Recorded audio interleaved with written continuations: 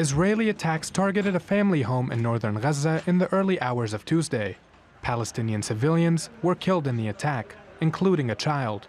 Many others were wounded. These were the scenes early morning at the Al Ahli hospital, where the victims were transferred. Palestinian health officials say the number of injured civilians since the start of this conflict is nearing 100,000. But these weren't the only attacks on the enclave. An attack on the Nusayrat refugee camp in central Gaza caused heavy damage to what little shelter is left. The quality of life for residents of the camp has deteriorated significantly. International humanitarian organizations say the Israeli army is blocking more than 80% of food aid from entering the strip. There is a need to read the writing on the wall and to protect the Palestinians from what it might be in some weeks or months from now, another form of genocide unfolding. So this is why I'm so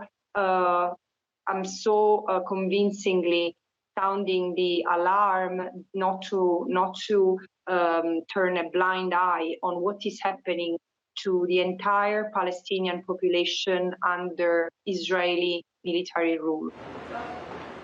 Meanwhile, Israeli opposition leader Yair Lapid has been visiting Washington to discuss the ongoing conflict with U.S. officials. The former prime minister was critical of his successor, Benjamin Netanyahu. Well, I expect him to run the country better than he does. And emphasized the need to end the fighting.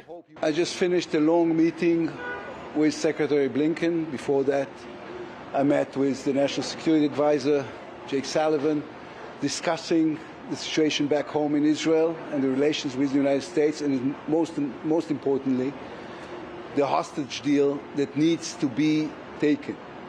Israel needs the hostage deal and the end of the war. More than 36 have been killed in the past 24 hours alone in various attacks across Gaza. And with only 2 weeks to go until the war's first anniversary, many are left wondering, how much longer will this last? Malik Fuda, TRT World.